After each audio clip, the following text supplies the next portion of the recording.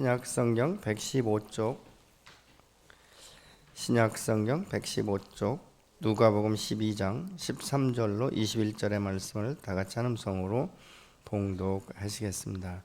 무리 중에 한 사람이 이르되 선생님 내 형을 명하여 유산을 나와 나누게 하소서 하니 이르시되 이 사람아 누가 나를 너희의 재판장이나 물건 나누는 자로 세웠느냐 하시고 그들에게 이르시되 삼가 모든 탐심을 물리치라. 사람의 생명이 그 소유에 넉넉한 데 있지 아니하니라 하시고 또 비유로 그들에게 말하여 이르시되 한 부자가 그 밭에 소출이 풍성하매 심중에 생각하여 이르되 내가 곡식 쌓아둘 곳이 없으니 어찌할까 하고 또 이르되 내가 이렇게 하리라. 내 곳간을 헐고 더 크게 짓고 내 모든 곡식과 물건을 거기에 쌓아두리라. 또 내가 내 영혼에게 이르되 영혼아 여러 해 쓸 물건을 많이 쌓아두었으니 평안히 쉬고 먹고 마시고 즐거워하자 하리라 하되 하나님은 이르시되 어리석은 자여 오늘 밤에 내 영혼을 도로 찾으리니 그러면 내 준비한 것이 누구의 것이 되겠느냐 하셨으니 자기를 위하여 자물을 쌓아두고 하나님께 대하여 부여하지 못한 자가 이와 같으니라. 아멘. 우리가 살면서 행복과 만족을 느낄 때가 언제인가? 여러분 한번 생각해 보셨습니까? 우리가 행복과 만족을 느끼면 그 삶 가운데 늘 감사가 이제 계속적으로 흘러나오게 되어 있는데 여러분은 1년 가운데 얼마나 감사의 삶을 살고 계십니까? 매일매일 365일 동안 감사하는 삶을 사십니까? 아니면 이 불평과 이 원망 또 부족한 것으로 인하여서 전전긍긍하면서 살고 계십니까? 사람마다 좀 다 다르겠지만 사실 이 세상에 우리가 목적을 두고 산다면 우리 이 세상에서 만족할 수 있는 것은 다 일시적인 것이고 지나가는 것밖에는 없는 것이죠. 누구든지 공수의 공수거라는 것을 모르는 사람은 없습니다. 그렇지만 실제적인 삶 가운데 보면 우리는 공술의 공수거가 아니라 반드시 붙들고 반드시 성공하고 반드시 성취해야 되는 것, 그것이 우리의 인생의 목적이며 목표인 것처럼 그렇게 붙들고 살아가는 것 아니겠습니까? 그런데 이 모든 것을 다 경험했던 솔로몬은 이 전도 생활할 때 모든 것이 헛되며 바람을 잡으려는 것과 같다, 이렇게 말씀하는 것을 우리가 볼 수 있지 않습니까? 오늘 본문에서도 보면 사실은 아버지의 유산을 상속받는 이 문제인데 이 작은 아들 같아요. 그러니까 아들이 예수님께 나와서 하는 말이 내가 지금 유산을 나누어 가졌는데 이 형과 비교할 때 정말 불공평합니다. 그렇기 때문에 선생님께서 이 문제를 해결해 주셨으면 좋겠습니다. 이렇게 이제 주님 앞에 나오는 모습을 우리가 본문을 통해서 볼 수 있습니다. 근데 사실 이 사람이 이야기하는 것은 지금 주님께서 이 바리새인과 율법사들을 통해서 이 심판에 대해서 말씀할 때 중간에 끼어들어 왔거든요. 그만큼 다른 사람의 말이나 이 중요한 말씀을 듣기보다는 자기 주관, 내가 지금 생각하고 내가 선택하고 내가 얻어야 될 이것에 더 많은 중점을 둔 것 같습니다. 결국은 나 중심적으로 구하다 보면 결과적으로 무엇이냐, 우리 안에 감사를 잃어버리게 되는. 그래서 예수님께서는 이 사람에게 말하지 않습니까? 야, 이 사람아, 내가 그런 문제를 판단하고 심판해 주는 사람이냐, 이렇게 말씀을 하시면서 하시는 말씀이 15절에 탐심을 버려라, 이렇게 지금 말씀하고 있는 것이죠. 그러니까 지금 이 사람이 원하는 것은 사실은 유산이라는 것은 내가 노력해서 내가 벌어서 내가 모은 것은 아니지 않습니까? 어쨌든 부모님이 노력해서 부모님이 모은 이 재산을 상속받는 거예요. 그러니까 어떻게 보면 불로소득과 다를 바가 없는데 이 사람은 그렇게 거저 받으면서도 불공평하다, 이렇게 지금 따져드는 것을 우리가 볼 수 있게 됩니다. 그래서 15절에 그들에게 이르시되 삼가 모든 탐심을 물리치라. 사람의 생명이 그 소유에 넉넉한 데 있지 아니하리라, 이렇게 말씀하는데 여기서 말하는 그들에게 이 말은 헬라어로 프로스 아우토스라는 말인데 문제를 제기하는 그 사람만이 아니라 그 주변에 있는 제자들과 모든 사람들을 향하여 지금 말씀하고 있는 것입니다. 또 이 탐심이라는 것은 탐욕, 탐스러운 이 의미가 있는데 더 많이 갖고자 하는 이 욕망을 지금 말하고 있습니다. 이것은 헬라 명사 플레오넥시아라는 말인데 그래서 여호와 하나님 예수님께서는 너희가 이 탐심을 경계하라, 제어하라, 그래서 그것이 너희 안에 발동되지 못하도록 하라고 지금 말씀하고 있는 것입니다. 예수님께서 이 탐심을 물리치라는 것은, 탐심은 뭐냐? 이 불화와 부조화를 이 부채질할 수 있는 원인이 되기 때문에 그렇습니다. 어떤 사람이 자신의 소유를 늘리기 위해서 끊임없이 이제 바라보고 추구하고 이것을 위해서 열정을 다한다면 다른 사람에게는 이 사람은 무감각해질 수밖에 없고 무관심해질 수밖에 없는 것입니다. 그러니까 결국은 하나의 자기의 인생의 목적을 향해 줄다름치고 나가고 있는데, 그것이 과연 나 하나만을 위한 것이냐, 아니면 주변이 함께 윈윈할 수 있는 것이냐, 그리고 내가 그렇게 살아갈 때, 그것에 묶여 있을 때 내 삶 가운데 과연 감사하면서 하나님을 찬양하고 하나님 앞에 중심적인 예배를 드릴 수 있는가, 이런 것들을 우리가 생각해 볼 수 있어야 되는 것입니다. 여러분이 세상 것의 목적을 가지고 목표를 달성하기 위해서 열심히 일하는 사람은 사실은 하나님과 무관한 삶을 살 수밖에 없는 것이죠. 왜냐하면 하나님의 말씀과 하나님의 그 뜻대로 순종을 하다 보면 이 세상 가운데 자신이 목적을 세우고 이 목표를 향하여 줄다름치는 이 부분에 있어서 사실은 전력질서할 수 없는 이런 영역들이 너무 많지 않습니까? 왜냐하면 진리의 말씀이 내 신비에 새겨지면 이 말씀이 내 양심을 이제 계속적으로 붙들고 있기 때문에 그런 것 아니겠습니까? 그래서 이 여호와 하나님께서는 우리의 삶 가운데 지금 탐심을 버리라 이렇게 말씀하고 있는데, 이것은 결국은 뭐냐? 이 하나님과의 관계를 상실할 수 있기 때문에 지금 말씀하고 있는 것입니다. 골로새 3장 5절은 이렇게 말씀합니다. 그러므로 땅에 있는 지체를 죽이라. 곧 음란과 부정과 사욕과 악한 정욕과 탐심이니 탐심은 우상숭배니라 이렇게 말씀하고 있는데, 에베소서 5장 5절은 탐심은 우상숭배일 뿐만 아니라 하나님 나라에서 기업을 받을 수 없다 이렇게 말씀을 하고 있습니다. 여러분, 부모님의 유산을 물려받는 것만으로도 사실은 감사해야 되지 않겠습니까? 우리 성도들 가운데도 사실 부모님으로부터 많은 유산을 받는 분들도 계시겠지만 어떤 분들은 전혀 받지 못하시는 분도 있을 거예요. 근데 더 힘든 것은 뭔지 아십니까? 이 빚을 유업으로 받는 분들도 있다는 거예요. 그러니까 아무것도 내가 취하지 않았는데 부모의 빚을 자녀들이 갚아나가는 이런 어처구니 없는 일들을 당하는 사람도 있다라고 말을 합니다. 이 동생의 말대로라면 사실 형은 참 못된 사람이에요. 그래서 이 형도 엄청난 이 탐심을 갖고 있지만 또 그것에 반해서 이 틀켜지고 주지 않는 이 형한테 달려가서 자기 나름대로는 열심히 노력해봤지만 얻지 못하니까 이제 많은 사람들로부터 예수님은 저기 권능이 있고 굉장히 권위적이기 때문에 아마 예수님 앞에 말씀을 드리면 이 문제 해결될 수 있지 않을까. 그래서 지금 예수님 앞에 나와서 지금 말씀을 하고 있는 것 아니겠습니까? 근데 여기서 말하는 것은 뭐냐면 어떤 원칙, 어떤 동등함, 이것이 아니에요. 내가 원하는 만큼의 몫을 받아야 되겠다는 것입니다. 그러니까 어떤 형평성, 이것이 아니라 내가 받을 만큼 받아야 내 마음 가운데 안정감을 얻을 수 있다라고 지금 말하고 있는 것입니다. 그렇기 때문에 내가 받을 몫만큼 받지 못했으니까 나는 억울합니다. 이 문제 해결해 주십시오 라고 말을 하는데, 주님께서는 전혀 다른 방향으로 내 마음 가운데는 탐심을 버려라. 너의 생명이 소유에 있지 않다. 이렇게 지금 말씀하고 있지 않습니까?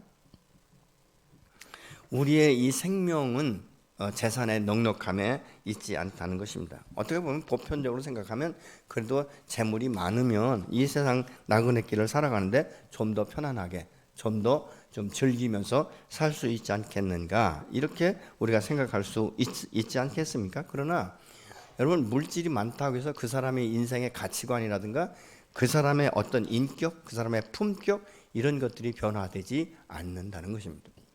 여러분, 돈 많으면 굉장히 어떻게 보면 아주 거치장스럽게 거칠에만 멀쩡하고 있지 않습니까? 그러나 주님은 항상 말씀하신 것이 나는 사람을 외모로 보지 않고 그 마음 중심을 본다라고 말씀하고 있죠.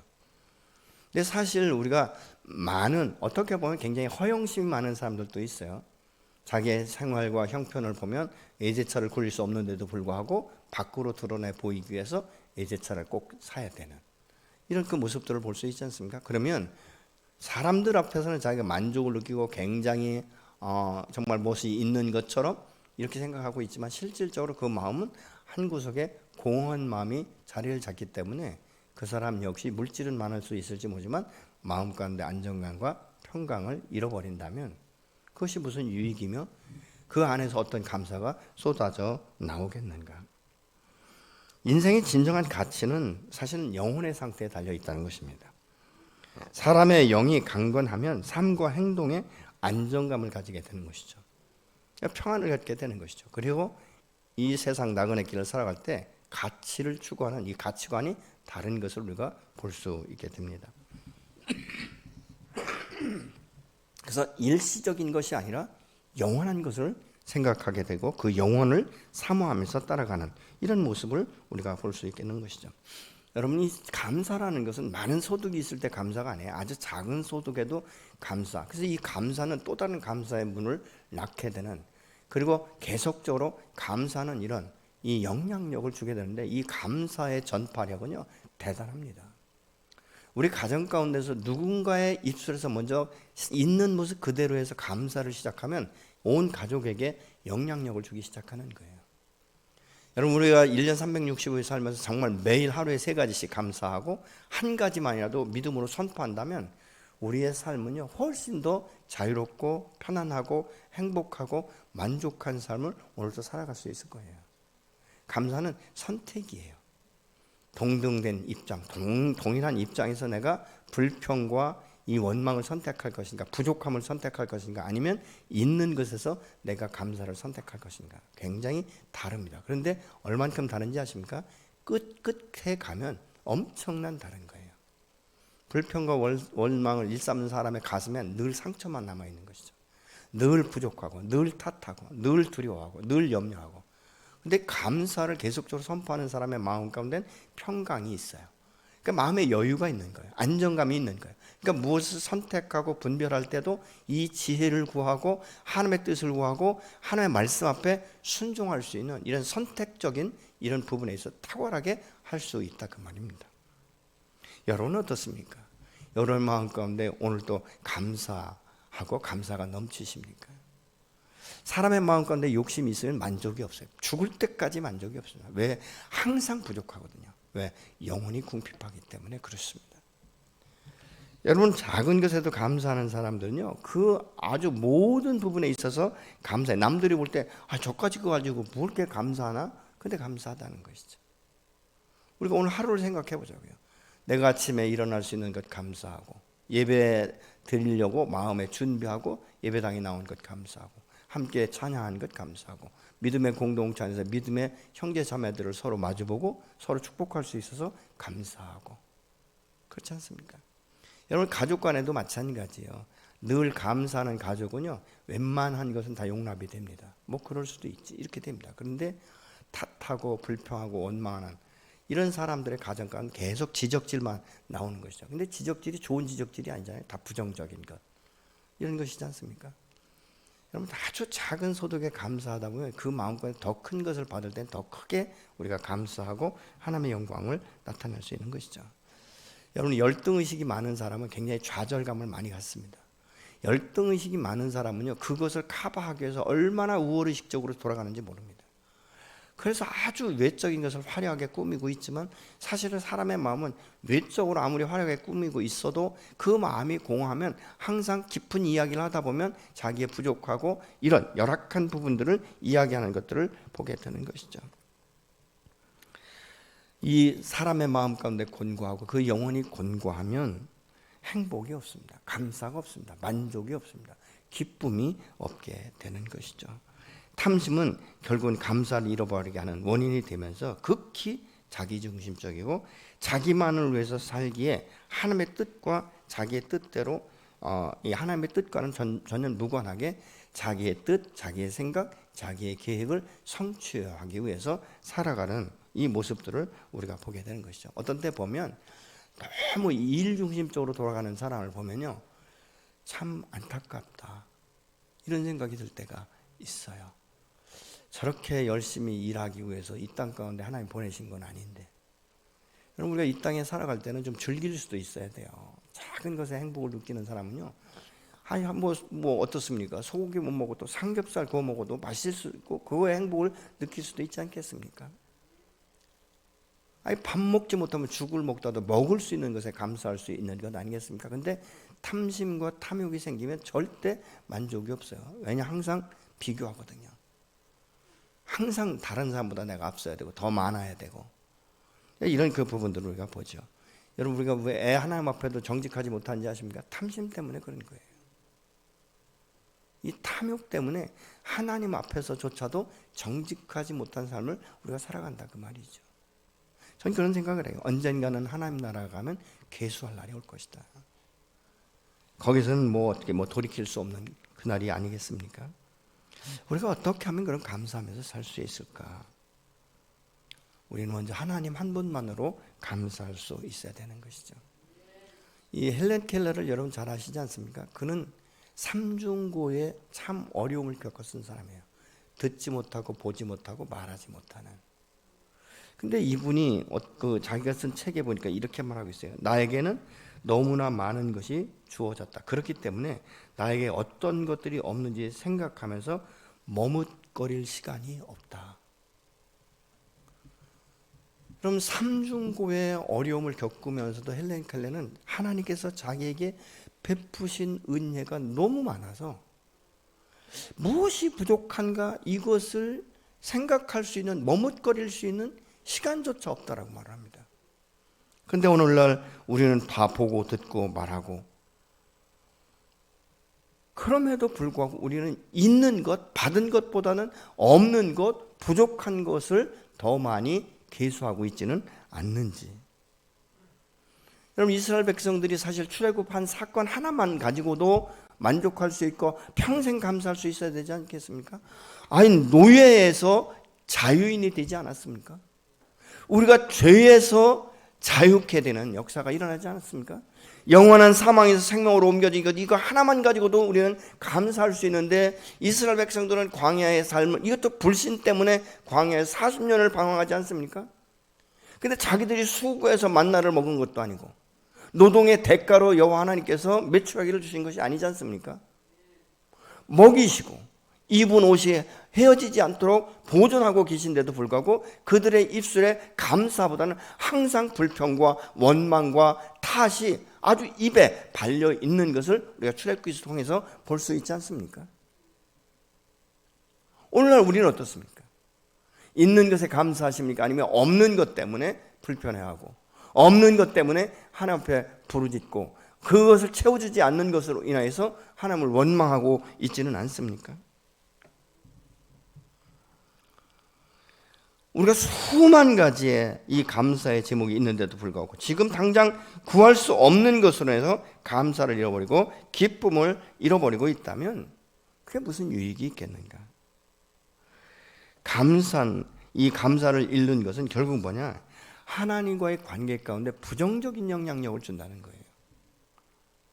감사를 입으면 하나님의 은혜와 축복을 인정하지 않고 모든 영광을 자기중심적으로 돌리고 내가 노력해서 내가 벌었기 때문에 내 마음대로 써도 된다라는 이 사고방식을 갖게 되는 거예요. 그래서 이 예수님께서는 탐심을 말씀하시면서 16절부터는 비유를 들어서 말씀하지 않습니까?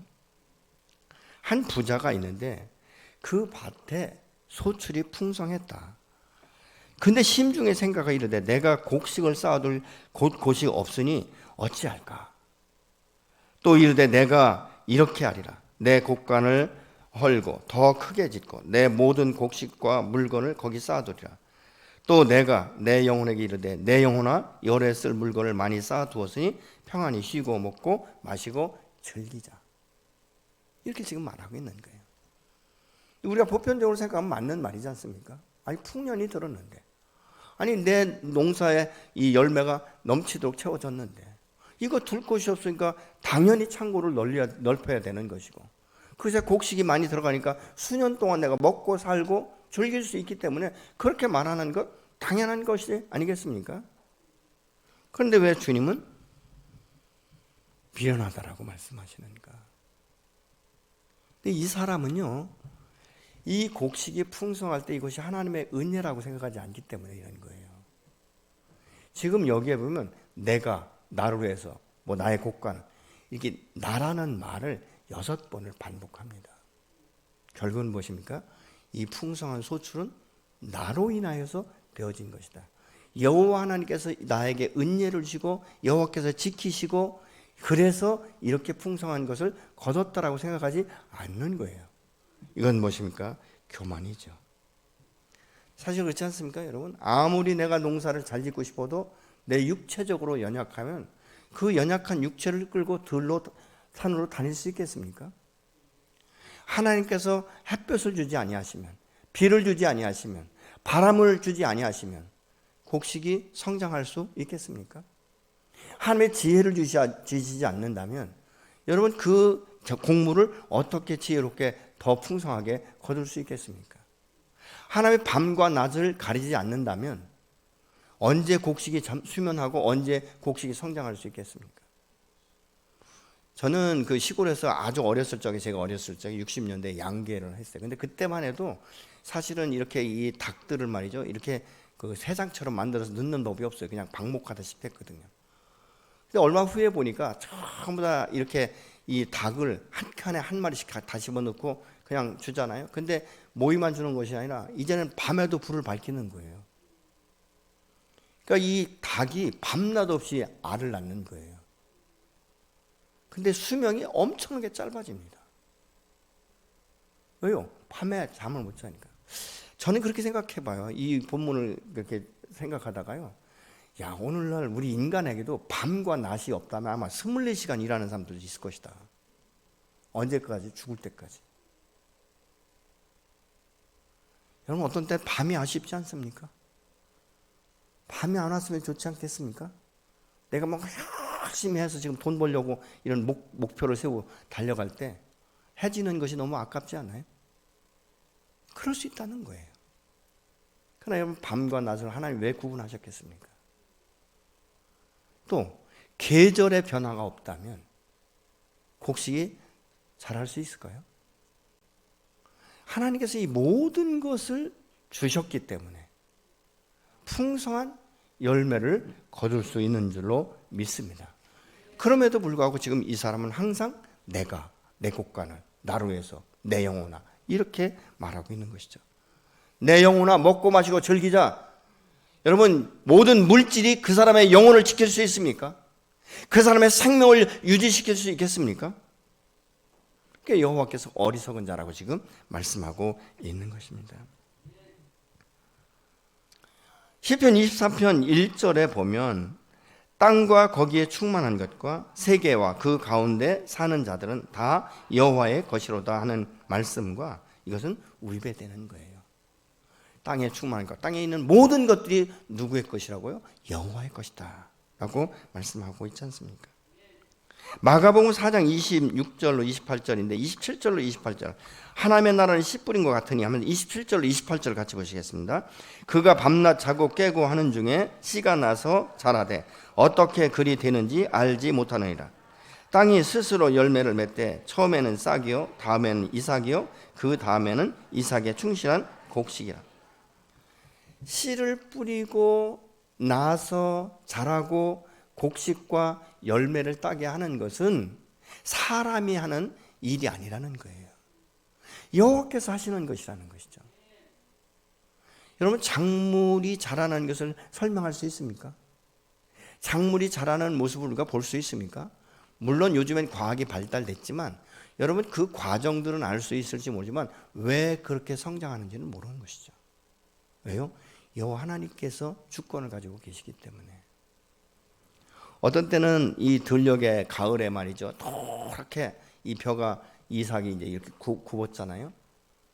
제가 이제 시골 저쪽 유성여고 쪽에 가면서 이제 요즘에 이제 운동을 좀 하다 보니까 그래요. 엊그저께까지만 해도 이렇게 쫙 반듯이 서서 다 고개 숙인 그 모습들이 너무 아름다웠는데 비바람 한 번 불고 나서 그 다음날 가보니까 다 엎쳐버린 거예요. 추수할 때가 됐는데 벼가 다 땅바닥으로 엎쳐버렸다 그 말입니다. 이럴 때 우리 인간이 어떤 힘으로 그것을 보존할 수 있겠습니까?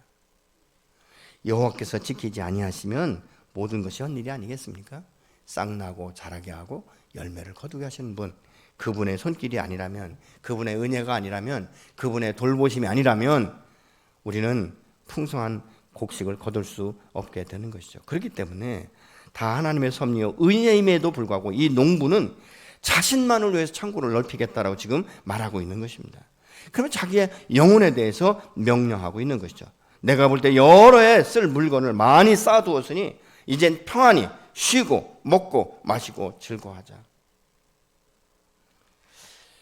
풍년의 수확을 누리면서 얼마나 기뻤으면 이렇게 말할 수 있었겠습니까? 근데 전도서에 보면 사람이 많이 거두고 풍년이 있을 때 이렇게 할 수 있다는 거예요. 이에 내가 희락을 찬양하노니 이는 사람이 먹고 마시고 즐거워하는 것보다 더 나은 것이 해 아래 없습니다. 하나님이 사람을 해 아래에서 살게 하신 날 동안 수고하는 일 중에 그러한 일에 그와 함께 있을 것이라. 우리가 수확의 기쁨도 누릴 수 있는 것, 이건 당연하다는 것이죠. 그러나 이 모든 것이 여호와께로부터 왔고 하나님의 은혜며 하나님의 섭리라는 것을 우리가 전제적으로 인정할 때 하나님 안에 우리가 감사를 표현할 수 있게 되는 줄로 믿습니다. 근데 문제는 이것이 안 되니까 자기 만족에 빠져서 아주 멋진 노년을 계획하고 있다는 거예요. 근데 그것을 보시면서 여호와 하나님께서 말씀하고 있는 거죠. 너의 쉼, 너의 안정감, 너의 생명이 재산의 넉넉함에 있는 것이 아니다. 여러분, 우리의 참된 안식은요, 영혼의 안식이에요. 영혼의 쉼입니다. 근데 이 영혼의 안식, 영혼의 쉼을 어디서 얻을 수 있는가? 물질에서 아니에요. 호화로운 호텔에서 아니에요, 여러분. 아무리 호화로운 호텔에 가서 내가 누워있다 할지라도 내 마음에 근심거리가 하나만 딱 떠오르면 안정감 없습니다. 평안이 없습니다. 쉼이 없다 그 말입니다. 그러면 언제 우리가 안정감을 얻을까? 내 영혼이 안정감을 얻을 수 있을 때, 내 영혼에 평안이 있을 때. 여러분, 아무리 사람이 밤새워 지켜도 이 여호와께서 지키지 아니하시면 파수꾼의 경성함도 허사로다라고 말하고 있지 않습니까? 아무리 많은 돈을 벌고 내가 내 영혼에 그렇게 명령했다 할지라도 내 영혼이 오늘 하나님의 부르심을 받는다면 너의 이 풍성한 소유가 누구의 것이 되겠느냐라고 말하고 있는 거예요. 이 사람의 독백은 어디서 나오는 건지 아십니까? 바로 15절에 탐심에서 나오는 거예요. 누가복음 16장 19절에 보면 부자와 거지 나사로의 예를 여러분 잘 아실 것입니다. 부자는 날마다 자색 옷을 입고 호화로이 잔치를 배설했다고 그랬어요. 1년 365일 잔치를 배설할 정도면 얼마나 부자였는지 우리가 상상할 수 있습니다. 근데 그럼에도 불구하고 그는 거기에 취해서 자기의 영원한 제2의 인생, 영원한 이 생명에 대해서 준비하지 못한 것 아니겠습니까? 결국은 사후의 세계에 가보니까 자기는 영원히 이 불타는 지옥불에 있는 것이죠. 얼마나 목이 타는지. 나사로의 손끝에 물 한 방울만 떨어뜨려도 살 것 같은. 안 된다고 하니까 그럼 나사로를 자기 동생들에게 보내서 여기만큼은 오지 않게 해달라고. 그때 주님은 뭐라고 말씀하세요? 이미 나는 다 보낼 사람 보냈다는 것이죠. 근데 너처럼 너의 동생들도 강팍해서 죽은 나사로를 보낸다 할지라도 그들이 돌아서지 않을 것이다라고 말씀하는 것을 봅니다. 이 부자가 그럼 뭐가 잘못됐는가? 하나님의 은혜를 잃어버리고 이웃을 돌보지 않는다는 것입니다. 여러분, 사람이 이 땅 가운데 살면서 많이 있으면 그건 나만을 위해서 하나님께 주신 것이 아니에요. 우리의 연약한 이웃을 돌보고 사람을 세우고 교회를 세우고 열방 가운데 복음을 전파하고 이런 하나의 씨앗으로 심기 위해서 하나님이 주신 줄로 믿으시기 바랍니다. 제가 아는 그 전사님 한 분이 계세요. 연세 많이 드셨는데 저희 교회 나오지 않습니다. 뭐 저희하고 같이 뭐 이렇게 교제하고 하시는 분인데요. 그분이 매년 이 추수감사 주일이 되면 저희 교회 보통 100만 원, 150만 원의 헌금을 보내세요. 근데 이름도 없죠. 그냥 이름도 없이 빚도 없이 보내세요. 왜 그런가? 그 하나님의 은혜가 감사하다는 것이죠. 그리고 우리 생축교회가 늘 기억나기 때문에 당신이 그렇게 하고 있는 것이다라고 말씀을 하시더라고요. 여러분, 하나님께서 지금 그에게 말씀하시는 건 그거예요. 너 그렇게 풍성한 건 너만을 위해서 내가 축복한 것이 아니라는 것입니다. 만약 너의 영혼을 위해서 창고만 곳간만 넓히고 너의 영혼이 먹고 마시고 즐기자 수년 동안 그렇게 하자, 그렇게 하기 위해서 내가 너를 축복하는 것이 아니라고 지금 말씀하고 있는 거예요. 이것을 깨닫지 못하니까 어리석은 자요 라고 지금 말씀하고 있는 것입니다. 아무리 돈이 많다 할지라도 자기의 영혼은 자신의 마음대로 결정할 수 없습니다.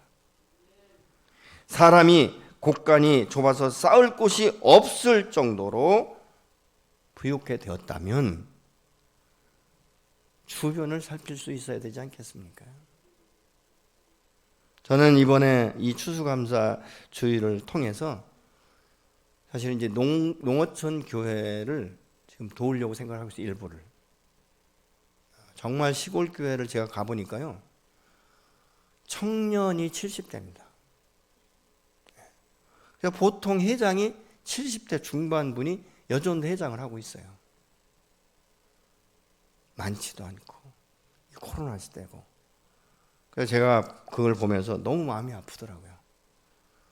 올해는 내가 이 추수감사 절기헌금을 하면 일부를 이 교회에 보냈으면 좋겠다, 이런 마음을 가지고 있습니다. 여러분은 돈을 버는 목적이 어디에 있습니까? 여러분 자신들이 잘 살고 여러분들의 후대가 잘 먹고 잘 살기 위해서 재산을 모으셨습니까? 그렇다면 여러분의 이 후대들이 그 재산을 여러분이 모은 것처럼 잘 쓸 수 있을까요? 지금 이 사람의 문제가 뭔지 아십니까? 하나님이 없는 것처럼 어리석은 삶을 살고 있는 거예요. 시편 14편 1절을 보시겠습니다. 어리석은 자는 그 마음에 이르기를 하나님이 없다 하는도다. 그들은 부패하고 그 행실이 가증하니 선을 행하는 자가 없도다. 하나님을 부인하는 자는 양심의 가책을 느끼지 않습니다. 수단 방법 가리지 않습니다. 자기의 목적을 성취하면 되는 것이에요. 여러분, 끊임없이 지금 물고 나오는 게 대장동 사건 보십시오. 수백억에서 수천억을 벌었어요. 그 사람들의 인격과 그 사람들의 마음이 평안할까요? 그 사람이 정직할까요? 이런 모습들을 보면 이 탐심이라는 이 탐욕이 얼마나 사람의 마음을 강팍하게 만드는지 우리가 볼 수 있게 되는 것입니다. 여러분, 감사는 선택이에요. 아까도 말씀드렸지만 헬렌 켈러 같은 경우는 인간적으로 감사할 수 없는 조건이 더 많습니다. 근데 감사는 선택이고 또 다른 감사를 낳고, 감사를 선포할 때 내 마음도 기쁘지만 내 주변의 사람들에게 얼마나 선한 영향력을 주는지 몰라요. 여러분 지금 생각해 보십시오. 여러분의 입술에서 감사가 더 많이 나오십니까? 아니면 불평과 원망이 많습니까? 아니면 탓하십니까? 탓을 많이 하는 사람은 궁극적으로 어디까지 가지는지 아십니까? 하나님 탓하는 거예요. 하나님이 계시다면 어떻게 이렇게 이 사회가 불평등하고, 하나님이 계시다면 어떻게 내가 이렇게 오랫동안 고생하고 고통 가운데 있는데 왜 나를 세우지 않습니까? 왜 나에게 물질을 주지 않습니까? 결국은 하나님 원망하는 거죠. 육체의 질병이 왔을 때도 마찬가지죠. 내가 하나님 앞에 지금까지 어떻게 했는데 하나님 나를 돌보지 않으십니까? 얼마든지 우리가 원망할 수 있습니다. 근데 반대로 우리가 생각할 수도 있지 않겠습니까? 내가 여기까지 건강하게 살게 하셔서 감사하고, 지금도 내가 하나님과 함께 교제할 수 있어서 감사하고, 내가 주님 앞에 나가 찬양할 수 있어서 감사하고, 예배할 수 있어서 감사하고, 내 건강을 하나님 앞에 의탁할 수 있어서 감사하고, 내가 건강할 때 깨닫지 못했던 하나님의 은혜와 하나님의 사랑과 하나님의 돌보심에 대해서 깊이 깨닫게 하신 것 감사하고, 놀라운 것은 이렇게 깨닫고 하나님 앞에 회개할 때 하나님께서 기적적으로 그 육체의 연약함을 완전하게 치유하시는 경우가 허다하게 많은 것을 오늘 우리가 볼 수 있게 되는 것입니다. 감사는 꼭 있어야 감사하고 채워져야 감사하는 것이 아닙니다. 현재 있는 것에서 감사하고 또 주실 그분에 대해서 우리가 감사할 수 있는 것. 여러분, 감사를 통해서 우리의 이웃이 회복될 수 있고 우리가 이웃을 세울 수 있다면 당연히 그 부분 해야 되는 것 아니겠습니까? 한 해 동안 내가 베풀으신 은혜가 무엇인지, 사실 이 장에 우리가 나그네 길을 살아갈 때 불필요한 것들을 털어버리는 것이 참 좋습니다. 저희 아들이 수년 전에 이 프랑스에서 그 스페인까지 약 한 800km 정도 돼요. 이 순례자의 길을 간다고 하더라고요. 뜬금쟁이 없이 그렇게 얘기를 해서, 그러면 엄마나 아빠가 뭘 준비해 줄까 그랬더니 엄마 아빠 준비할 거 없어요. 내 건 내가 알아서 준비해요. 그래서 그랬는데도 불구하고 제가 하여튼 뭐 이렇게 그 뭐죠, 이 전기 여러 가지 다양하게 쓸 수 있는 잭이라든가 또 뭐 또 제 엄마는 뭐 마른 반찬 같은 걸 바리바리 해서 어떻든 싸줬어요. 그때 가지고 가면서 막 뭐라고 하더라고요. 그래서 야, 불평하지 마라. 너 가면 꼭 필요할 거다 그랬어요.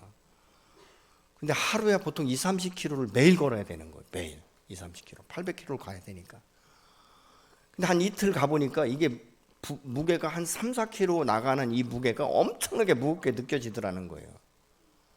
그래서 상비약만 빼놓고 다 버렸더니 얼마나 시원하고 가볍고 좋은지 그 얘기를 하더라고요. 그러면서 제가 느낀 것이 뭔지 아십니까? 그래, 우리의 인생의 나그네 길을 갈 때, 이 순례자의 길을 갈 때 사실은 너무나 많은 것들을 우리가 치고 가려고 하는구나. 많은 것들을 채우고 가려고 하는구나. 여러분, 우리는 누구든지 많이 있든 적게 있든 우리 인생의 순례자의 길을 오늘도 가고 있어요. 내 마음껏 작은 탐심, 작은 탐욕이 생기면 이것을 채우지 못하는 것에 대한 불안함, 불안정함, 불공평함, 이런 것들이 수없이 올라오기 때문에 감사를 잃어버립니다. 감사를 잃어버리기 시작하면 하나님과의 관계 가운데 친밀감이 상실되기 시작해요. 저는 오늘 여러분의 마음 가운데 감사가 넘치면서 내가 앞으로 남은 인생은 매일 감사하리라, 한 세 가지 감사를 쓰시고 한 가지라도 믿음으로 선포하시면, 여러분, 이 선포하는 게 왜 중요한지 아십니까? 이 선포할 때 그 감사의 제목들이 내 귀를 통해서 내 마음에 다시 들어오거든요. 계속 반복되다 보면 이게 신비에 새겨져서 내가 감사하는 삶을 완전히 살아버리는 거예요. 마땅히 불평할 일도 오히려 감사할 수 있는 것이죠. 그 일을 통해서 내가 하나님 앞에 바르게 설 수 있는 기회가 되기 때문에 감사할 수 있는 거예요. 여러분, 물질이 없어 봐야 가난한 사람의 심정이 뭔지를 알아요. 아시겠습니까? 또 물질이 또 생길 때 다른 사람을 접대할 때 그 기쁨을 또 맛볼 수도 있는 거예요. 뭐 크고 비싸고 좋은 것 아니라도 여러분, 칼국수 한 그릇이라도 내가 사줄 수 있고 같이 커피 한 잔 마실 수 있는 거 감사하고, 어떤 분은 그러더라고요. 자기는 아침에 모닝커피 한 잔을 마시는 것이 너무 감사하다. 그 커피를 마시면서 하루를 생각할 수 있고 내가 오늘 어떻게 살 것인가, 직장에 나가서 내가 어떻게 관계할 것인가, 이런 것들을 묵상할 수 있고 하나님 앞에 지혜를 구할 수 있고, 그래서 그 시간이 너무 감사하다는 거예요. 1년 동안 나를 지키시고 이 추수케 하시는 이 하나님의 은혜를 기억하시면서 여러분, 주님 앞에 이 예물을 드릴 때도 정성껏 최선을 다해서 드리는 저와 여러분이 되시기를 예수 이름으로 축복합니다. 함께 기도하겠습니다.